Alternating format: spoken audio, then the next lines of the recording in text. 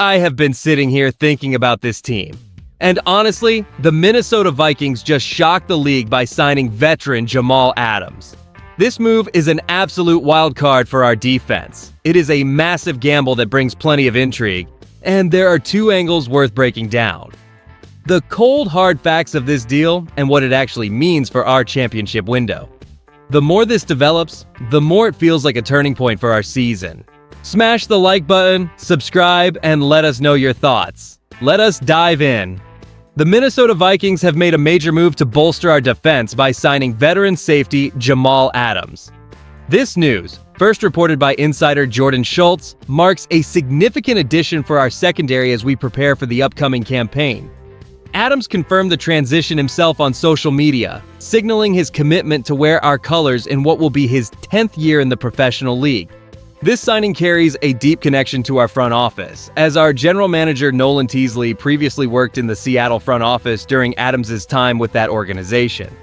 Having spent last season with the Raiders playing as a linebacker, where he started 4 games and registered 45 tackles, 1 sack, and 1 forced fumble, Adams brings a wealth of experience to our roster.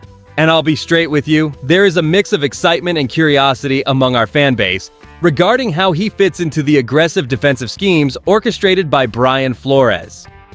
After all, Adams made 3 straight All-Pro teams from 2018 to 2020, while racking up 19.5 sacks and 35 quarterback hits during that span. His reputation as a premier box safety is well documented, and fans are genuinely hoping that his unique ability to pressure the pocket will pay dividends for a team that finished 5th in the league with 49 sacks last year.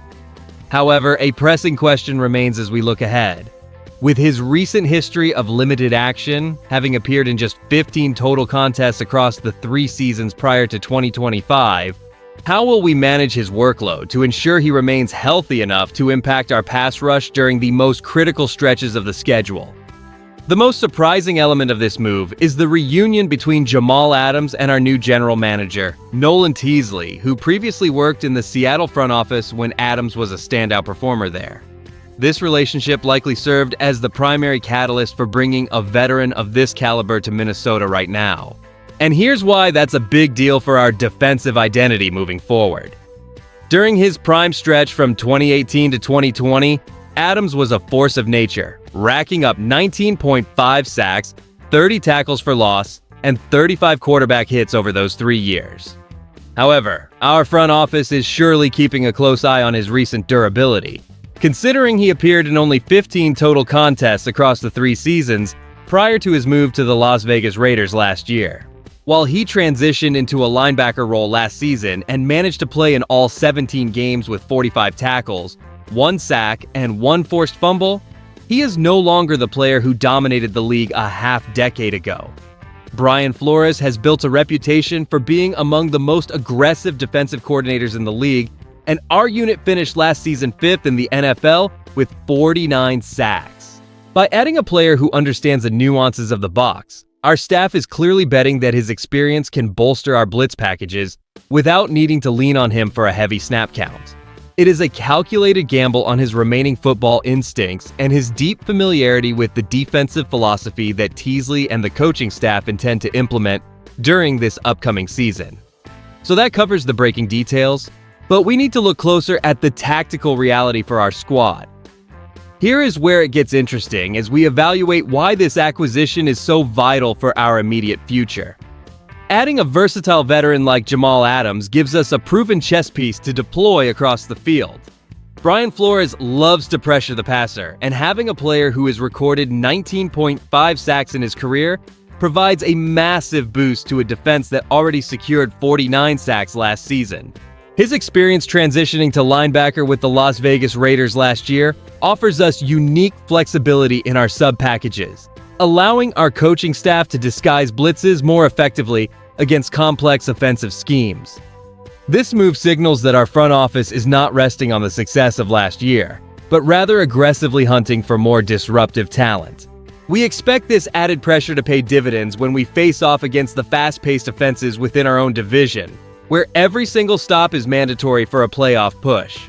By securing a player with such deep All-Pro experience, we are strengthening our secondary and front seven depth simultaneously without breaking the bank on a long-term commitment. This veteran presence adds a layer of maturity to our defensive room that should stabilize our performance during those high-stakes games in late December. With Nolan Teasley in the front office, there is a clear vision for how to utilize these types of versatile playmakers to keep our division rivals guessing. Our path to the postseason just became significantly more complicated for any quarterback who steps into our stadium. And that is exactly the kind of identity we need right now. The potential upside of signing Jamal Adams is rooted in his history as a disruptive force, particularly given the aggressive defensive philosophy implemented by Brian Flores in Minnesota. We saw the Vikings finish with 49 sacks last season, and adding a player who recorded 19.5 sacks and 35 quarterback hits during his prime years as a box safety could create a nightmare for opposing offensive lines. His familiarity with our new general manager, Nolan Teasley, from their time together in Seattle, suggests a level of comfort that could help him integrate quickly into our system. And this is the part that gets me. Because while the talent is evident, the durability concerns are significant after Adams played just 15 games over 3 years before his recent transition to linebacker with the Las Vegas Raiders. Industry analysts are divided on the move, with some insiders like Jordan Schultz highlighting his unique versatility, while others point to his decline in availability as a major hurdle. Some skeptics wonder if he can truly replicate his former impact after registering only 1 sack and 45 tackles last season. Here is where I land on this. I find the hype surrounding his blitzing ability somewhat overstated given his recent injury history. It is a high-risk proposition that could provide incredible depth if he stays healthy, but counting on him to be the centerpiece of this defense seems overly optimistic for a 30-year-old veteran. I prefer to see him as a rotational piece rather than a savior, as his physical style of play demands a full recovery that he has struggled to maintain during his recent campaigns across the league. When we look at this latest acquisition alongside our team's current trajectory, it becomes clear that Nolan Teasley is leaning heavily into aggressive, high-upside maneuvers to reshape our identity. By bringing in Jamal Adams, we are signaling a firm commitment to veteran leadership and physical, pressure-oriented football that mirrors the vision Brian Flores has established on defense. This move suggests that our front office is prioritizing players who can maximize our blitz-heavy schemes, leveraging past connections to build a roster capable of maintaining that impressive sack production from last season. Let's be real, this is a calculated gamble on a player looking to reclaim his status as one of the game's premier box safeties. As fans, you should feel optimistic because we are clearly refusing to stand pat while the rest of the league evolves. We are doubling down on the chaotic attacking style that makes Vikings football so difficult to prepare for. Whether Adams slots in as a linebacker or maintains his classic role, his proven history of 19.5 sacks and 35 quarterback hits during his All-Pro stretch provides a unique tactical advantage.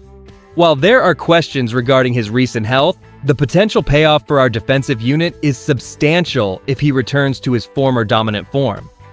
It is the kind of aggressive decision-making that keeps a franchise competitive in a challenging division. Do you believe Jamal Adams will record at least 5 sacks in his first year with our defense?